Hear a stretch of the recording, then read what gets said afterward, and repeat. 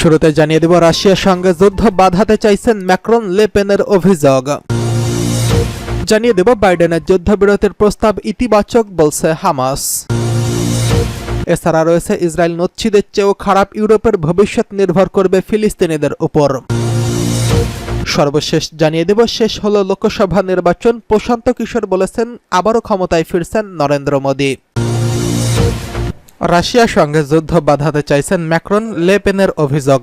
ফ্রান্সের বিরোধী দলের নেত্রী লে মেরিন পেন অভিযোগ করেছেন যে ফরাসি প্রেসিডেন্ট ইমানুয়েল ম্যাক্রন রাশিয়ার সঙ্গে যুদ্ধ বাঁধাতে চাইছেন। ফরাসি গণমাধ্যম ফ্রান্স ইনফোকে দেওয়া এক সাক্ষাৎকারে তিনি এই অভিযোগ করেন। বৃহস্পতিবার লে পেনের ওই সাক্ষাৎকার সম্প্রচারিত হয়। তিনি সুস্পষ্ট করে বলেন, ইউক্রেনের ন্যাটো দেশগুলো সামরিক প্রশিক্ষণ পাঠানো এবং রাশিয়ার ভেতরে লক্ষ্যবস্তুতে হামলা চালানোর জন্য পশ্চিমা অস্ত্র ব্যবহার কিয়েভকে অনুমতি দেওয়ার ঘটনায় চলমান সংঘাত বিশ্বযুদ্ধের ঝুঁকি তৈরি করছে। রাশিয়া কতটা ভেতরে ইউক্রেনকে হামলা চালানোর জন্য পশ্চিমা অস্ত্র ব্যবহারের অনুমতি দেওয়া হবে তা নিয়ে যখন পশ্চিমা দেশগুলোতে কঠিন সমালোচনা চলছে, তখন লে পেন এসব বক্তব্য দিলেন। ন্যাটো সামরিক জোটভুক্ত কয়েকটি দেশ রাশিয়ার ভূখণ্ডে হামলা চালানোর পক্ষে মত দিয়েছেন। অন্যদিকে ন্যাটোর মহাসচিব ইয়েন্স স্টলটেনবার্গ পশ্চিমা অস্ত্র ব্যবহারের ব্যাপারে যেসব বিধিনিষেধ রয়েছে তার কতকগুলো ভুল তুলে নেওয়ার আহ্বান জানিয়েছেন। ফরাসি প্রেসিডেন্ট গত মঙ্গলবার বলেছেন, রাশিয়ার ভেতরকার যে সমস্ত সামরিক স্থাপনা থেকে ইউক্রেনের উপর হামলা চালানো হচ্ছে সেগুলো ধ্বংসের জন্য কিয়েভকে অনুমতি দেওয়া উচিত। তার ওই বক্তব্যের কঠোর সমালোচনা করেছেন লে পেন। তিনি বলেছেন, ফরাসি প্রেসিডেন্টের এই বক্তব্যের মধ্য দিয়ে ভয়াবহ বিপদের সম্ভাবনা তৈরি হয়েছে। এদিকে বাইডেনের যুদ্ধবিরতির প্রস্তাব ইতিবাচক বলছে হামাস। গাজার দক্ষিণাঞ্চলীয় অতি ঘনতি বসতিপূর্ণ রাফা শহরে অভিযান না চালাতে বিশ্ব সম্প্রদায়ের আহ্বান উপেক্ষা করে রাশিয়ায় হামলা চালিয়ে যাচ্ছে ইসরায়েল।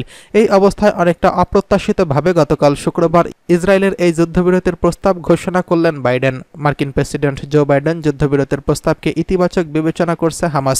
শনিবার এএফপি জানায়, যুদ্ধবিরতির প্রস্তাব মেনে নিতে হামাসের প্রতি মার্কিন প্রেসিডেন্টের আহ্বান জানানোর পর গতকাল সন্ধ্যায় হামাস এক বিবৃতি দিয়েছেন। বিবৃতিতে বলা হয়েছে, স্থায়ী যুদ্ধবিরতি প্রতিষ্ঠা, গাজা থেকে ইসরায়েলি সেনা প্রত্যাহার ও ওই উপত্যকায় পুনর্গঠন ও বন্দি বিনিময় নিয়ে বাইডেনের বক্তব্যকে ইতিবাচকভাবে দেখছে তারা। ইসরায়েলের যুদ্ধবিরতির প্রস্তাবের কথা ঘোষণাকালে প্রেসিডেন্ট বাইডেন প্রায় 8 মাস ধরে চলা গাজায় যুদ্ধের সমাপ্তি টানার আহ্বান জানান। তবে তাৎক্ষণিকভাবে ইসরায়েলের প্রধানমন্ত্রী বেঞ্জামিন নেতানিয়াহুর বাইডেনের শান্তির আলোচনা শুরু করার আহ্বানে নেতিবাচক মনোভাব দেখান। তিনি জোর দিয়ে বলেন, হামাসের গাজা শাসন করা ইসরায়েলের জন্য হুমকি হয়ে ওঠার ক্ষমতা নিঃশেষ না করা পর্যন্ত ইসরায়েলি সেনারা যুদ্ধ চালিয়ে যাবে। গাজার দক্ষিণাঞ্চল রাফা শহরে অভিযান না চালাতে বিশ্ব সম্প্রদায়ের প্রতি আহ্বান উপেক্ষা করে হামলা চালিয়ে যাচ্ছে ইসরায়েল। এই অবস্থায় অনেকটা অপ্রত্যাশিতভাবে গতকাল ইসরায়েলের ওই যুদ্ধবিরতির প্রস্তাব ঘোষণা করলেন বাইডেন। স্থানীয় সময় গতকাল শুক্রবার হোয়াইট হাউসের এই আহ্বান জানান জো বাইডেন। তিনি বলেছেন, এই যুদ্ধ শেষ হওয়ার সময় এসেছে। 3 পর্যায়ে নতুন এই প্রস্তাবে গাজায় পুরোপুরি যুদ্ধবিরতি কার্যকরের সুযোগ রয়েছে জানিয়ে হামাসের উদ্দেশ্যে বাইডেন বলেন, হামাসের সব সময় বলে থাকে তারা যুদ্ধবিরতি চায়। এখন হামাসের সামনে প্রমাণ করার সুযোগ এসেছে তারা চাইলেই এটা চায় কিনা। বিবিসি জানিয়েছে, বাইডেনের প্রস্তাবটি 3টি পর্যায়ে বাস্তবায়ন করার কথা বলা হচ্ছে। প্রথম পর্যায়ে 6 সপ্তাহের যুদ্ধবিরতি কার্যকর করা হবে। এই সময় গাজার সব জনবহুল এলাকা থেকে ইসরায়েলি সেনাদের তুলে নেওয়া হবে। যুদ্ধবিরতির সময় হামাস নির্দিষ্ট সংখ্যক জিম্মিকে মুক্তি দেবে। তাদের মধ্যে নারী, বয়স্ক ব্যক্তি এবং আহত জিম্মিরা থাকবেন। এর বিনিময়ে ইসরায়েলে বন্দী থাকা কয়েকশো মানুষকে মুক্তি দেওয়া হবে। এছাড়া হামাসের হাতে জিম্মি অবস্থায় মারা যাওয়া ব্যক্তিদের মরদেহ পরিবারের কাছে বুঝিয়ে দিতে হবে।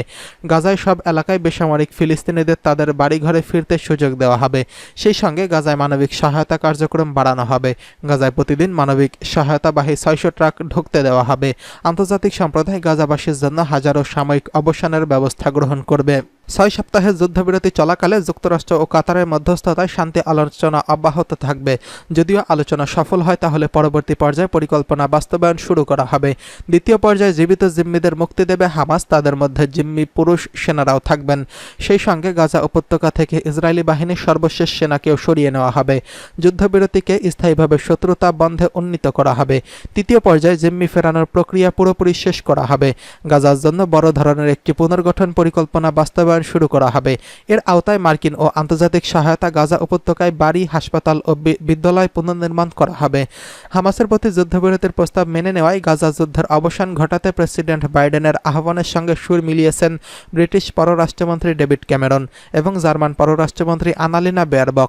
ইসরায়েল নুৎসিদের চেয়েও খারাপ, ইউরোপের ভবিষ্যৎ নির্ভর করছে ফিলিস্তিনিদের উপর। ইহুদিবাদী ইসরায়েলের ওয়েবসাইটে ওয়াইনেট জানিয়েছে যে ইসরায়েলের প্রধানমন্ত্রী বেঞ্জামিন নেতানিয়াহু ফাইজার ভ্যাকসিন সম্পর্কিত একটি নতুন কেলেঙ্কারির সম্মুখীন হয়েছেন। ইয়েমেনে মার্কিন ও ব্রিটিশ হামলা, ইসরায়েলের ফাইজার ভ্যাকসিন নিয়ে কেলেঙ্কারি, জাতিসংঘের কালো তালিকায় স্থান পাওয়ার ব্যাপারে ইহুদিবাদীদের ভয়, মুসলিম দেশগুলো ইউরোপীয় ইউনিয়নের বিশ্বাসযোগ্যতা নষ্ট হওয়ার বিষয়ে ফরাসি প্রকাশনা সতর্ক বার্তা এবং গাজায় ইসরায়েলের অব্যাহত হামলা এখন পশ্চিম এশিয়ার সবচেয়ে আলোচিত খবর। ইরানের বার্তা সংস্থা ইরানা জানিয়েছে ইসরায়েলের সমর্থনে আমেরিকা ও ব্রিটিশ সেনারা মঙ্গলবার রাতে আবারও ইয়েমেনে বড়সড় বোমা হামলা চালিয়েছে। ইয়েমেনি সূত্রে জানা গেছে, পশ্চিম ইয়েমেনের হুদাইদা প্রদেশে পশ্চিমে অবস্থিত আল জাব্বানা অঞ্চলে ওই হামলা চালানো হয়েছে।